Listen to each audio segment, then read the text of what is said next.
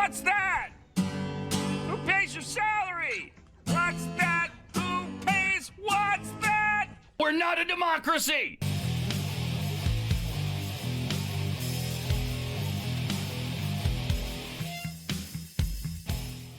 This is the Tyler Morgan Show on Relentless Daring Media Network.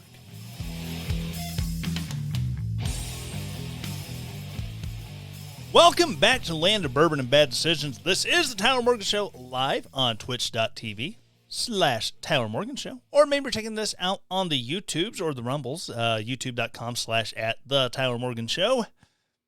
Or you can go to Rumble and just search for Tyler Morgan Show or Relentless Daring. Either way, it will pop up. Or maybe checking this out on the YouTubes. Checking this out on all the podcast platforms. Remember to subscribe, rate, review, and share. Yes, that's right. And on the YouTubes and Rumbles, please subscribe and hit that bell for notifications. All right, so getting into the wild, wild world of the news and what's been happening this week. Let me tell you, it's been border all around. But a little story I found while trying to put together what I was planning on yakking about this week. I discovered that we all know how third parties are. Third parties are usually not viable, except for in, say, a local or a state race where there may be some traction there. Well, here lately, on the national scene, RFK Jr. is courting the Libertarian Party, see about getting nominated by them. That way, if he makes it on the ticket as a Libertarian, which, if you follow the history of RFK and government and everything else, he's like Gary Johnson. He's not a Libertarian, but just wanting the ballot access because, it's being a registered party with lots of money coming in makes it a lot easier for that 50-state ballot access. But I'm not here to talk about RFK Jr. I'm just bringing it up. But like I said, he's trying to use the Libertarian Party to get ballot access, which I can't say that I blame him. When you're running a completely independent ticket and you're not associated, like Jill Stein is running again, and she has the Green Party. She has the Commie Environment Party to back her up and therefore get her ballot access in all 50 states. That way she can lose horribly in all 50 of them. But RFK, he poses a little bit of a different threat specifically to the Democrats. Maybe not so much as the Republican Party, because the Republicans are a little bit better about looking at his record and going, I don't think I can support a guy who is all about, having people like Glenn Beck or Rush Limbaugh charged, convicted of, and sentenced per prescribed method for treason because they didn't agree with global warming stuff. Yeah, RFK, that'd be kind of hard one to live up to there. But one of the big things that's been going on is these, I don't want to be a Democrat. Well, I don't want to be a Republican. I have an idea. We'll call ourselves the No Labels Party. Well, apparently, the No Labels Party has gotten under the skin and has earned the ire of the Democrat Party. And to the point where, in Politico, they're doing write-ups on him. So Mark Penn, he's a former Clinton pollster, and his wife also happens to chair the No Labels group. Coincidence? Perhaps. He's predicting huge opportunity for third-party contender in 2024. And like I said, this is coming off of Politico. One of the biggest threats to Joe Biden's reelection is a third-party candidate, viable or not. It wouldn't take much for a third party or independent contender to tip the election in Donald Trump's favor. In 2020, the presidency was decided by less than 40,000 votes in 3 swing states. And in 2024, third-party fever seems to be on the rise. Already, Cornel West, everybody's favorite black racist Cornel West. Robert F. Kennedy Jr., as I already mentioned, and Jill Stein are all running. Then there's the quixotic. You know somebody had this word in their back pocket, and they were just looking for a reason to use it, a place to squeeze in. I know, we'll call it quixotic, because, Don Quixote. They're tilting at windmills. Rah! Then there's the quixotic movement known as No Labels, which has cited a stream of polling data arguing that a large majority of Americans are crying out for an alternative to Trump or Biden. The man producing those polls is Mark Penn, best known for 2 things: his devotion to centrist politics and his longtime role as the top pollster and strategist for Bill and Hillary Clinton.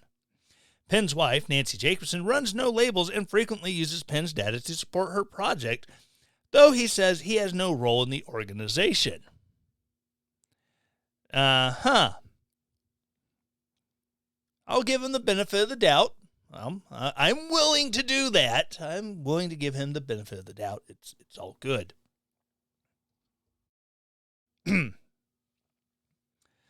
Penn reports that 64% of the voters say the country needs another choice if it's a Biden-Trump rematch, and that most voters would consider a moderate, independent candidate as an alternative to the current president and former president.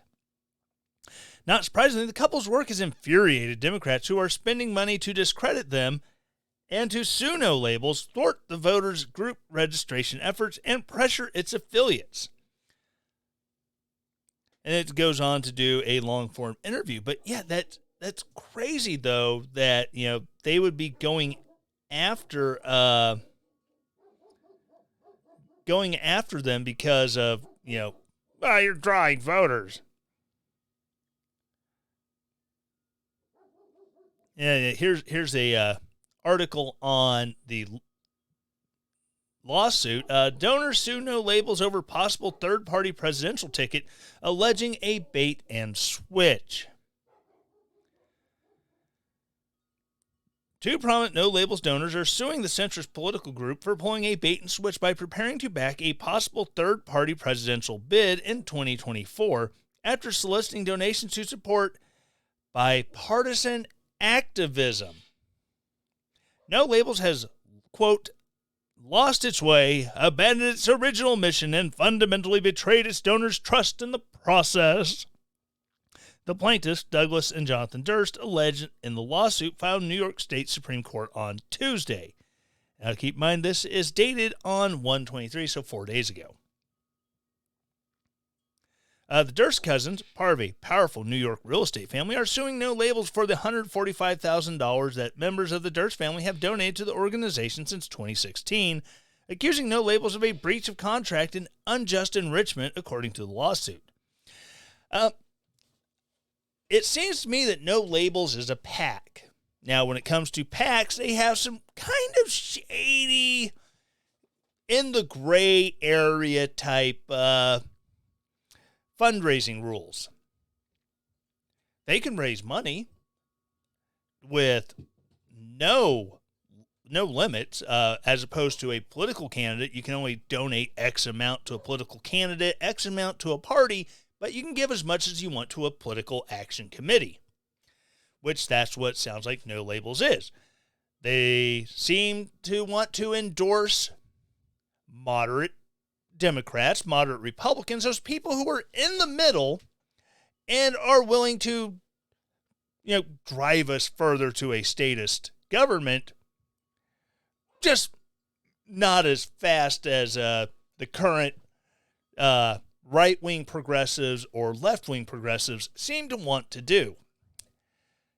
So it seems all well and good that if a party that describes itself as No Labels would rather back a third-party candidate whether it is the libertarian ticket, whether it's the green ticket, whether it's someone just running 100% independent of all affiliation. That's their prerogative. But they don't like this, these Durst brothers. Dan Webb, an attorney with no label, slammed the lawsuit as frivolous and without merit, suggesting in a statement that the Durst complaint was part of a conspiracy by, quote, partisan operatives to subvert No Label's ballot access work, end quote.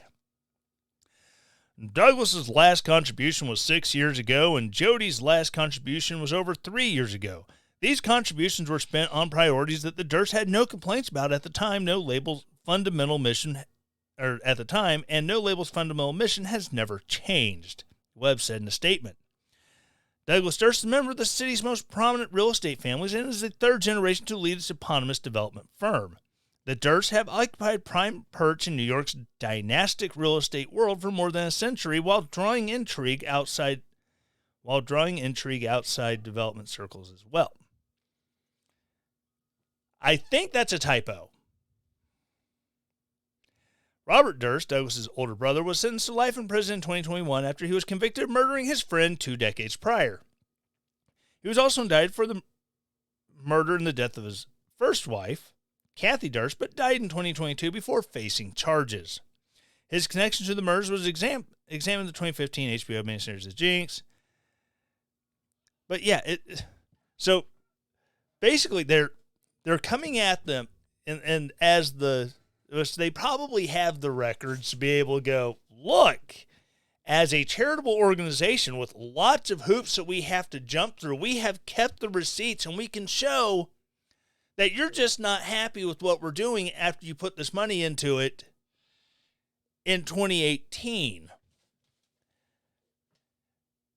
So why the complaints? And then the people who are putting in money as far back as 3 years ago. What was going on 3 years ago? Oh, the Trump reelection was going on 3 years ago. But yeah, it's ridiculous that the Dems would come after a PAC because, and it's not even the Democratic Party, it's a handful of donors who just don't like the fact that they haven't gotten a, quote, return on investment, end quote. And because when you get some of these big donors, that it's not that they're wanting to support who they think is best, but who they think they can get the most out of. If they can support a group that gets congressmen, state officials, president voted into office, what can that person do for me? Because, hey, I was giving all this money to this political action committee, and it's essentially a form of buying access. It's a legalized pay to play. And we see this a lot in politics when you have people who have zero business serving in certain areas of government, whether it's an ambassador, whether it's on the president's cabinet, whether it's even just an advisory role. There are people who aren't particularly qualified, but they gave a lot of money, so they get something in return. We saw this Donald Trump with Rex Tillerson. Rex Tillerson was an oil executive. Why was he Secretary of State? What diplomatic background did he have? A lot, and he's not the only one. I mean, you see people.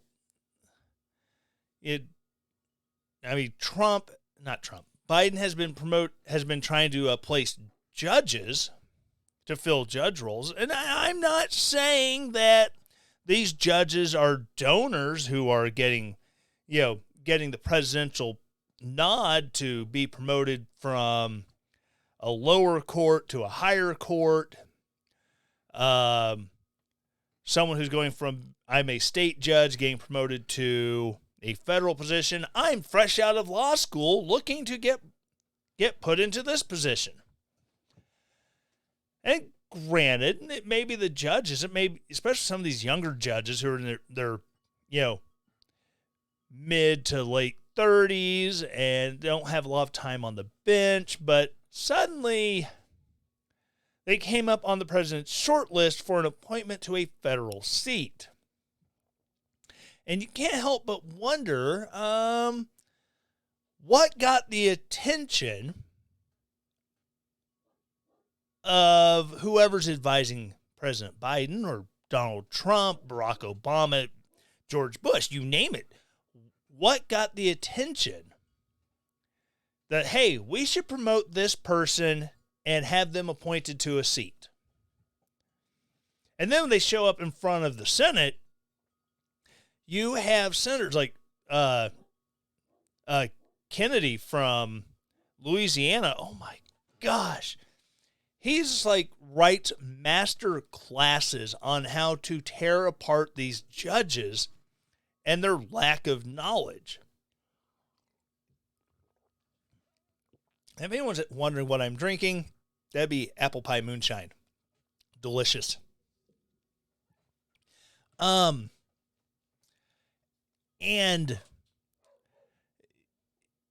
he just rips these candidates apart. And it's glorious to watch because, if someone's being promoted to, the federal patent court, but they know nothing about patent law, I don't think that's a good place for on-the-job training when you're making rulings on something you don't have a freaking clue what it is.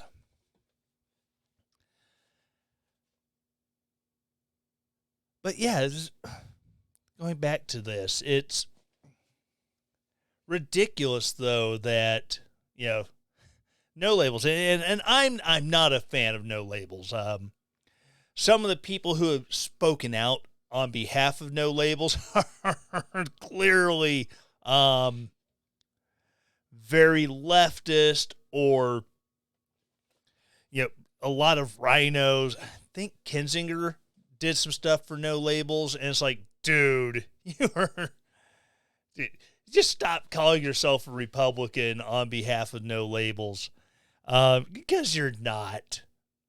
You're another big state pro-war. Well, I'm a Republican because it's how I can get elected in my district. Oh, shut up. So go cry about something. Go jump in your little KC-135 and go fuel a F-16. I mean, yeah, the people who are backing this, I mean, it's like the Republicans who do all the stuff on behalf of the Lincoln Project. And, the more I study, the more I learn about Lincoln, I can't think of a more apropos name for a group.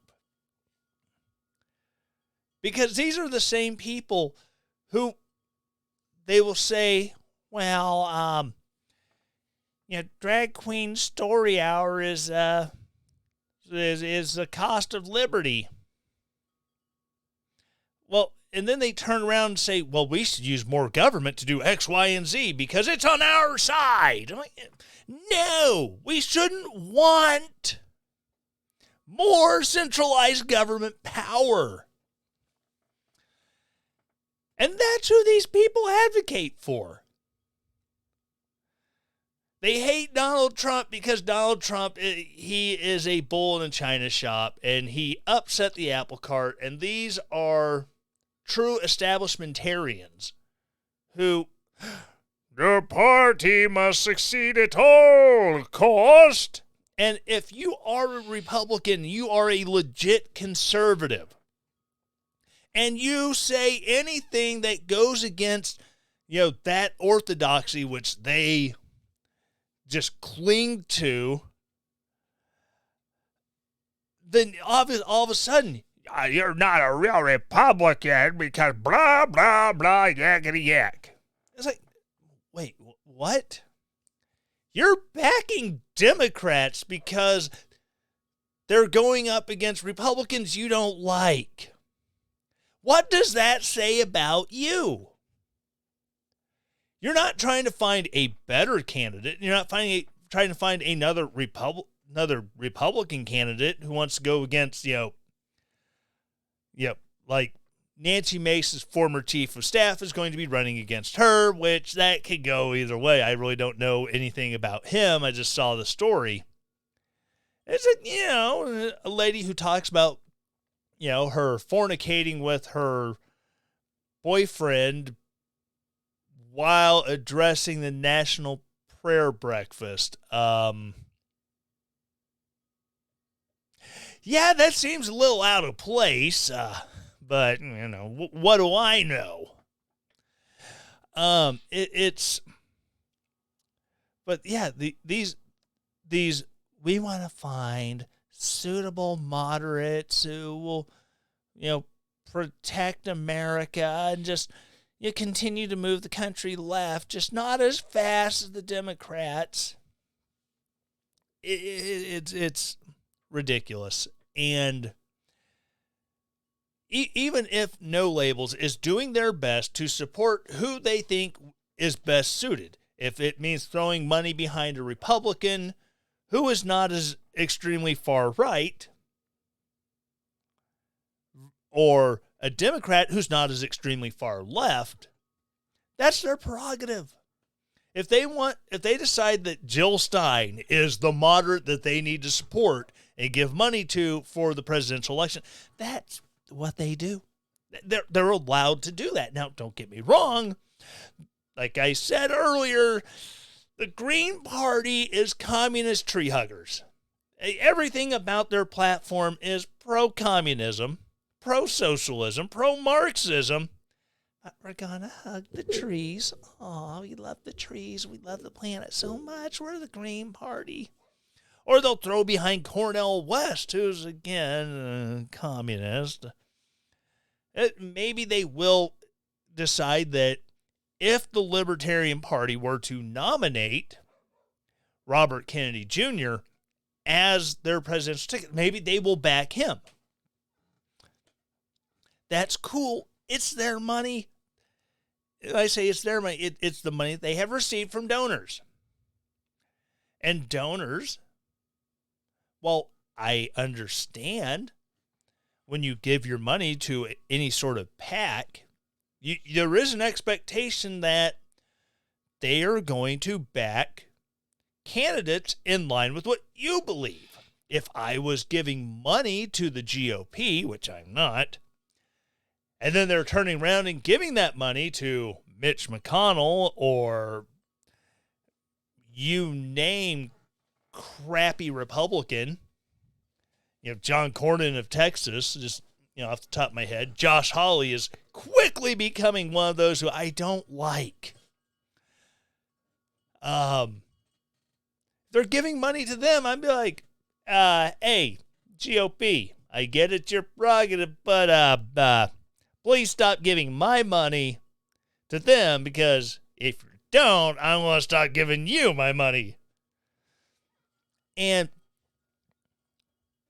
yeah, it keeps coming back to that. I get donors pick parties, they pick PACs, they pick candidates who they believe will be their best representation. You support PACs, they're going to support people who best represent you. It's a form of financial federalism. But at the same time, you have to keep in mind, the PAC is still going to take your money, regardless of what you think, and they're going to do stuff with it that they feel would best represent the PAC. Kind of like the people who are NRA members who give money to NRA fully expect the NRA is going to stand up against XYZ things, and to properly use their money. When they don't, then you end up with Wayne LaPierre resigning after years and years and years as head of the NRA. But the fact that I keep coming back to it. The fact they're being sued because they have the audacity to maybe look at supporting a third party, like an actual third party candidate, not just, an independent who's not assigned. It's dumb. Why people have to have it in their heads that whoever you give your money to has to be at your beck and call, especially if it's large amounts of money.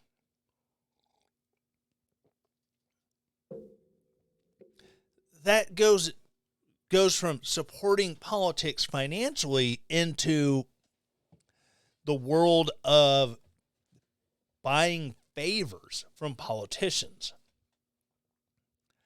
Again, Rex Tillerson probably donated a lot of money. And as an oil exec, becoming the Secretary of State versus, say, I don't know, what is something an oil exec would probably be a good fit for?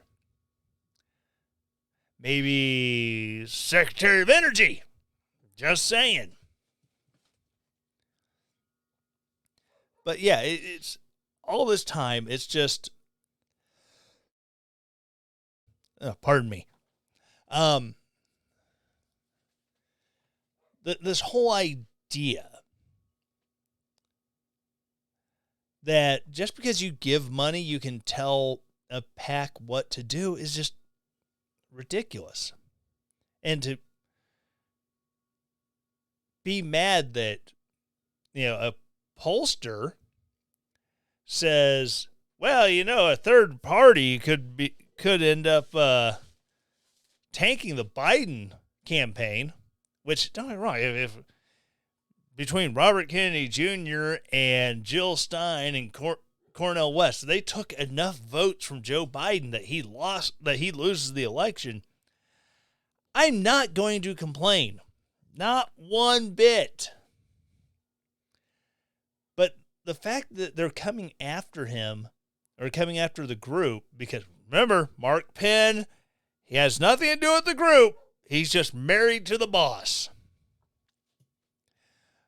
But that they would be so butthurt about it, I personally find it somewhat amusing. Dumb, but amusing. Oh, man. So, I know for the last few weeks I have been telling you about Magic Mind. Yeah, Magic Mind is a great, great product. I'm trying to do all the little clickety-click-clicks here. And they're an awesome product. And as I've said a bajillion times, I will not advertise something that I don't use and I don't find very useful. Now, and I've said it before, I drink a lot of coffee, as well as the wonderful moonshine. I do have a bottle of coffee with me as well. And I will drink coffee to the point where I'm all jittery. I can't focus because there's just so much caffeine in my brain that everything's fuzzy. What's great about Magic Mind is, though, it's not your typical energy shot.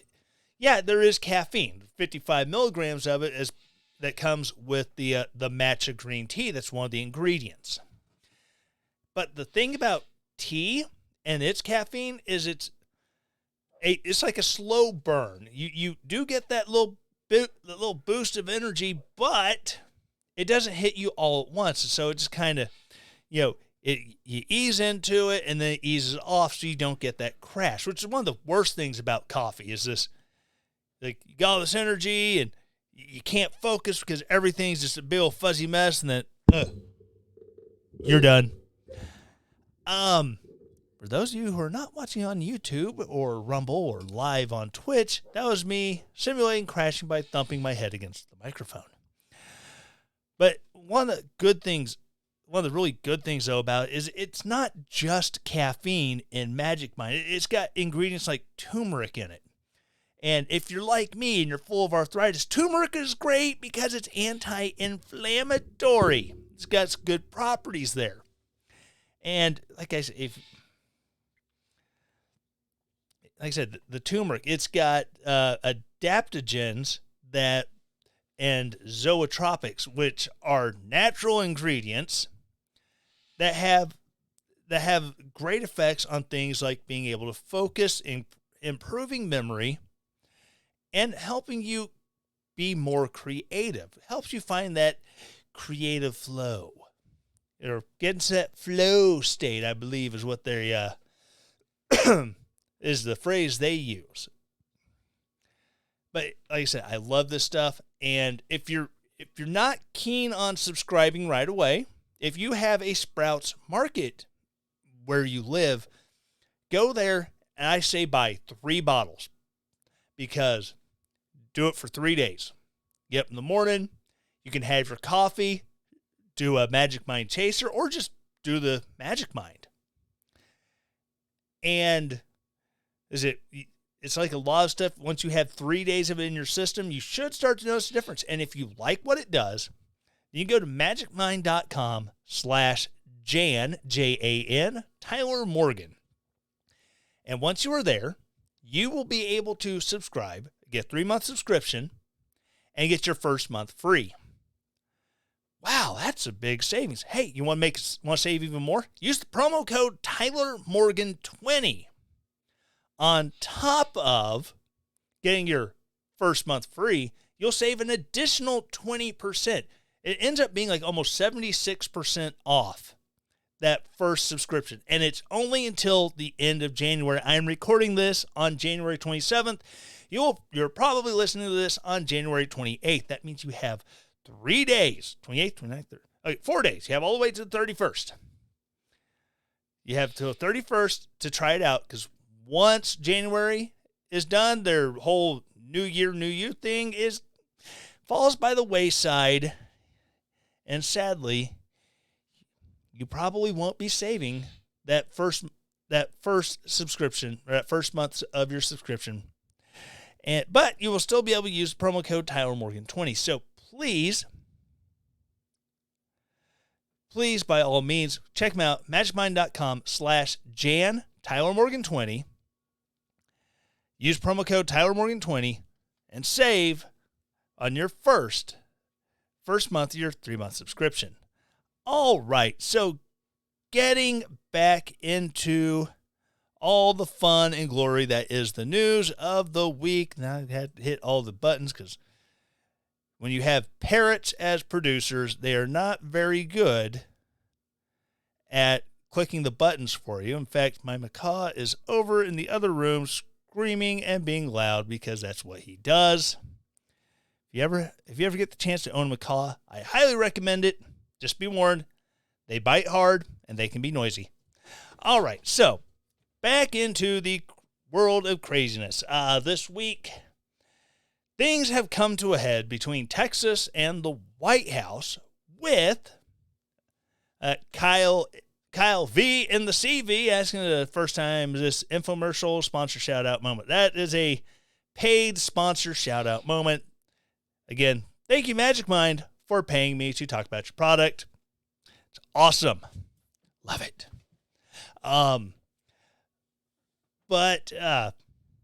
Anyways, so with Texas had strung up razor wire. They put flotation devices in the middle of the Rio Grande to deter illegal immigration, because the White House is really just, they come.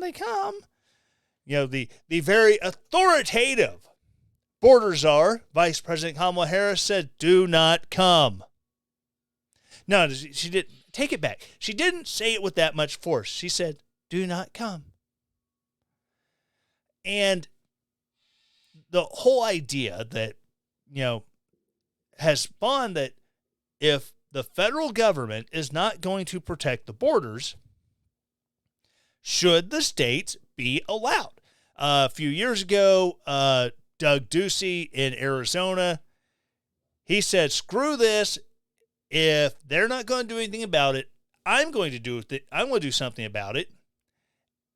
And he tried closing the borders in Arizona, to which the Biden DOJ said, no, you're not doing that. And the Supreme Court they did side with the DOJ saying, no, it's not the states. It's not up to the states. But at the same time, the Constitution does give states latitude, under Article 1, that if they declare an invasion because the federal troops aren't, or the federal government's not going to do anything, then by all means,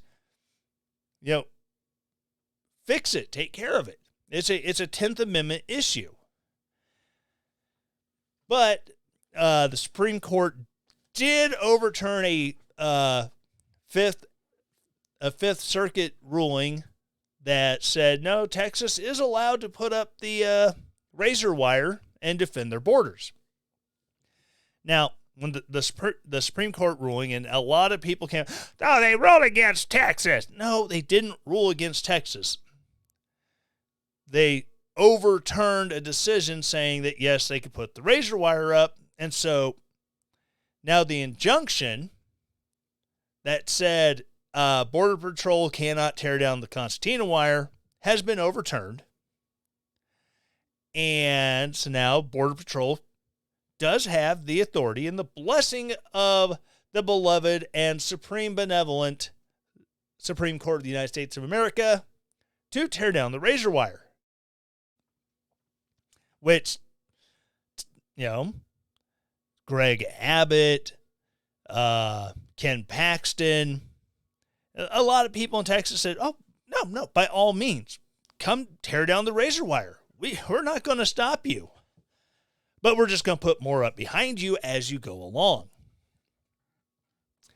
And on top of it, they've now started sending Texas National Guard troops to the border. I mean, they secured the facility at, they secured the facility. They took over the facility at Eagle Pass because it wasn't being used to detain, document, and then remove illegals.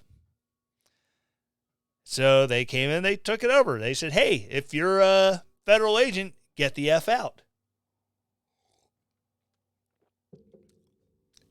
And in the process, the Border Patrol's like, dude, yes, thank you. We are so glad you're doing this because we felt like crap that we weren't allowed. The Border Patrol Union, not just the agents, the union, has come out and said the same thing. This is a force multiplier if I've ever seen it. Instead of our guys making sandwiches and hand delivering illegals to bus stations to be transported across the country, they're able to do their jobs. They're able to actually patrol and make apprehensions because they're not stuck there handling all these people and just letting them go.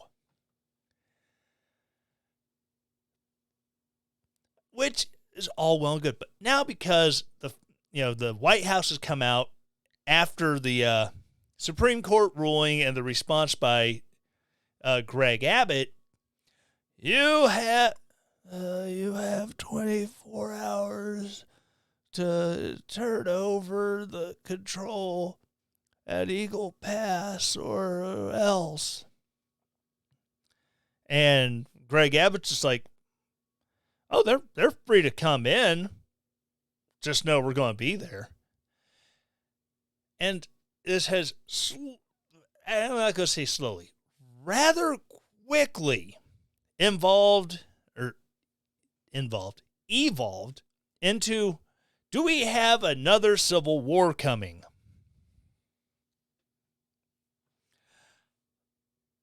I hope not. I pray to God we don't have a civil war coming.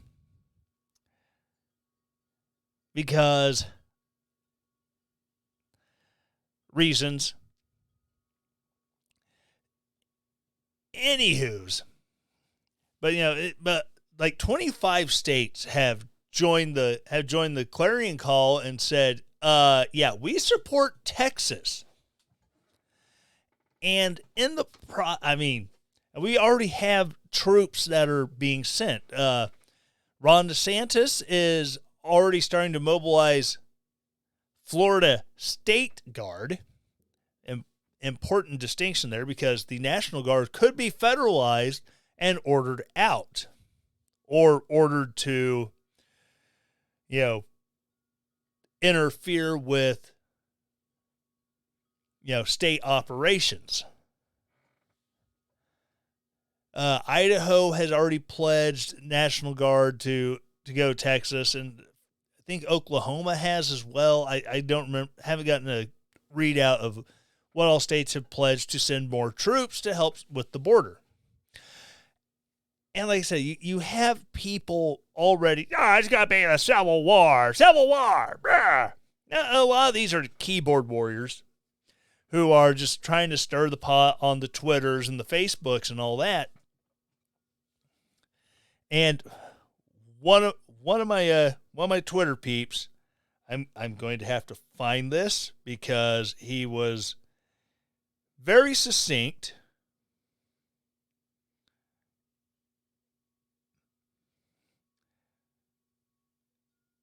This is really weird. My Twitter is not letting me pull up the tweet that I was responding to. But he was saying that all these people calling for civil war will be the first ones selling their body for water, or for a drink of toilet water, once everything goes to crap. And it's like, yeah, I can kind of see that.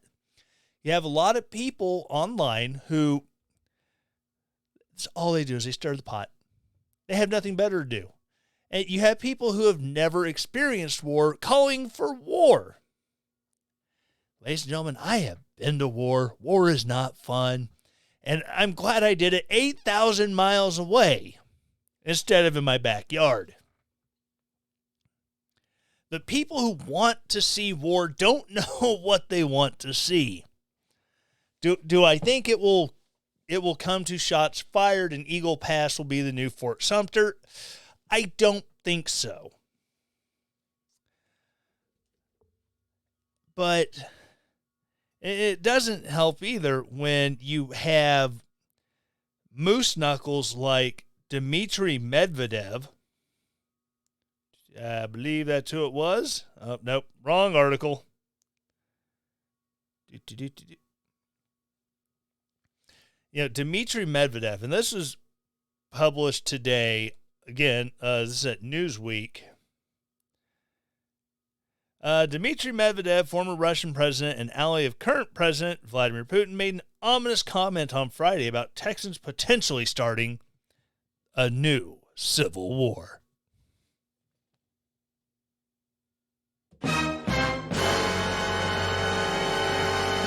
I forgot which button it was. My bad. Texas Governor Greg Abbott has been in multiple legal battles with the DOJ over his migrant deterrent tactics. Migrant. Oh my gosh.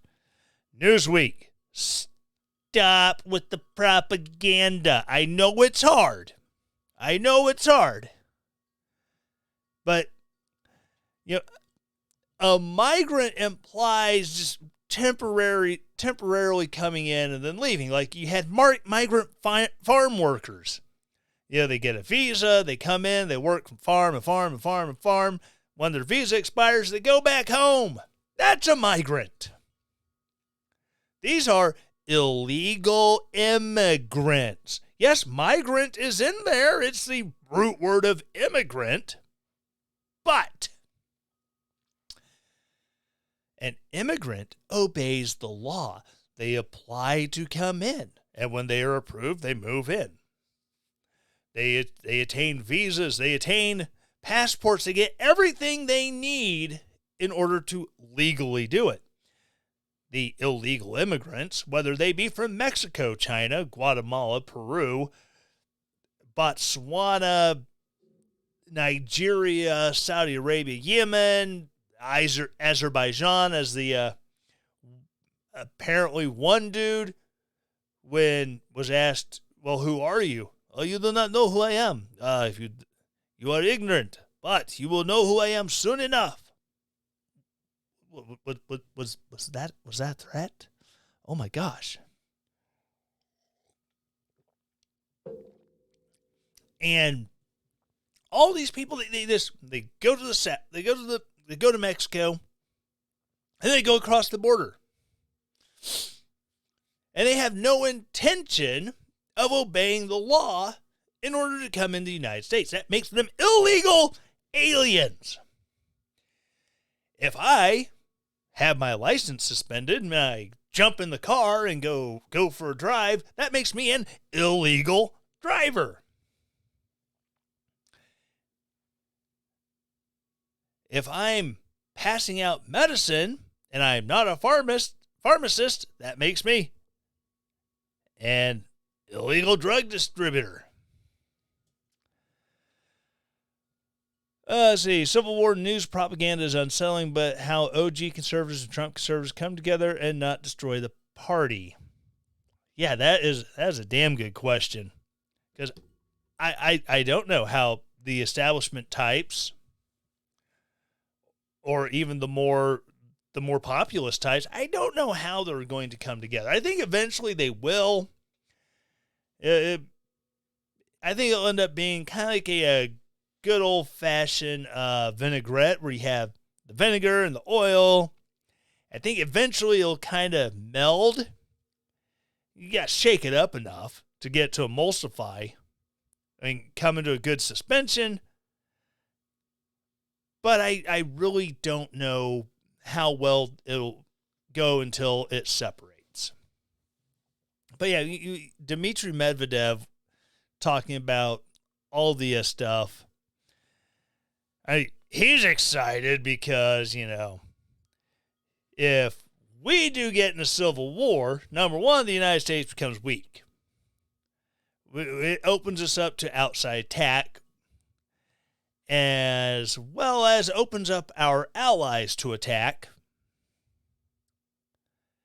And it wasn't Medvedev, it was another Russian who's, high up there with Putin, talking about if we go into civil war, we defeat Ukraine in 1 week. Which, maybe. I'm tired of us sending money to Ukraine anyways, but I really don't want to be distracted by, my neighbors killing each other. That would be a bad time. Now, like I said, all these calls about civil war. Then you have Biden, who now that Greg Abbott has made it a thing. We have a bipartisan effort through the Senate, and it's going to be great. It's going to, lots of reforms, and no, we don't need reforms. President Biden, if you are watching this, we do not need reforms. We have like a bajillion books, a bajillion laws on the books. I need more moonshine. We have a bajillion laws on the books that address legal immigration and how to handle illegal immigration, instead of reforming the laws, instead of reforming Border Patrol and their mission. How about we enforce the freaking laws we already have, jackass? We have the laws on the books.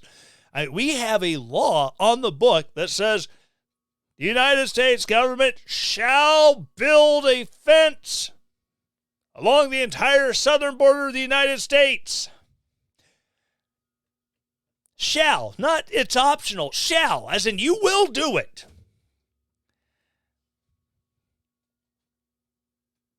But, Texas and your Kay Bailey Hutchison tied it to something else that, we couldn't reach this benchmark, so we couldn't do that border fence. Really? Why? We have all these laws on the books, and the only thing Congress and Democrats and even Republicans ever want to do, we just need to have some reforms there. Comprehensive. We need a comprehensive package. No. We never want a comprehensive package, because whenever you have a comprehensive package, the physical security is always secondary to whatever your primary focus is. We're going to change these laws. We're going to grant amnesty to the 11 million people who have come here in the last 3 years. 3 years, 11 million people. Remember, from the time of the Reagan amnesty up until, Donald Trump came into office, it was always, we have 11 million illegals. You kick them all out once. So that number stayed at 11 million for 20 years. It was not just 11 million people. You knew it had to be upwards of 20 million after 20 years of saying the same number over and over again. So then you add however many gotaways there were during the Trump administration. I'm not saying Trump 100% sealed the border, didn't have any gotaways. I would be lying to you if I did. I'm not going to do that. So you take however many gotaways there were during the Trump administration, you add the 11 million, not gotaways. This is 11 million people who have been, you came to the border, your name is Bob, you're from Uganda, okay, you're going to Chicago, be back for your court hearing in 10 years. That's the 11 million people we know about who were released into the country. So we probably have 40, 50 million illegal aliens living in the country. But some of them have babies. Are you going to send the babies home? Yes! Send the babies home with their parents. The babies will still be American citizens. They can come back when they're of age. Hell, if they have a sponsor they can come live with before they're of age, guess what? They can go live with Aunt Belinda. They can go live with this group, that group, the other group. As long as it's not doing anything illegal and nefarious, they can come back into the United States because they're citizens. And then when they become 18, they can apply to be sponsored for their freaking parents. It's not hard to figure out. The hard part is going to be rounding up all the illegal aliens who come in since, 1986 was the Reagan amnesty? So nearly 40 years worth of illegal immigration. You have people who have come here and died of old age. They've been here so damn long. And then right now you have these 11 million people. A huge majority of them are military-age men from around the world. Not just Mexico, not just El Salvador, not just Guatemala and Honduras. I feel like I'm getting ready to break into a Animaniacs song.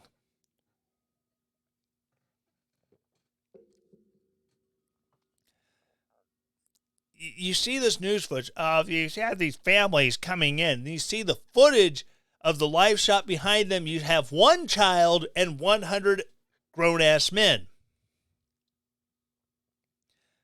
So when you have this going on, how can Greg Abbott declare an invasion? Dude, it's a soft invasion. They're not rolling in tanks.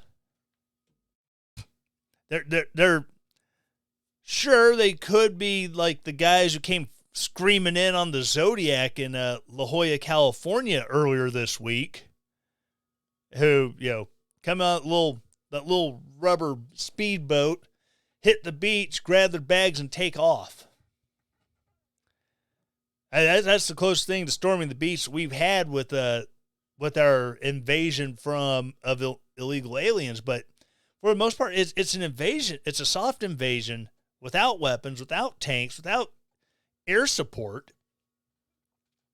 But they're coming over in such mass numbers, you can't do anything about it. But, you ask Alejandro Mayorkas, our Homeland Secretary, the border is secure. It's about as secure as Fort Knox would be with the gates and the vaults wide open. But hey, we're a kinder, gentler America. We just have to let everyone in. End of story. Just sovereignty. Our sovereignty doesn't matter. Ukraine's sovereignty, 5,000 miles away, it's being violated by the Ruskies. We care more about their sovereignty than our own. We will dump billions upon billions of dollars into a kleptocracy where the majority of that money never reaches troops in the form of food, fuel, bullets, or billets.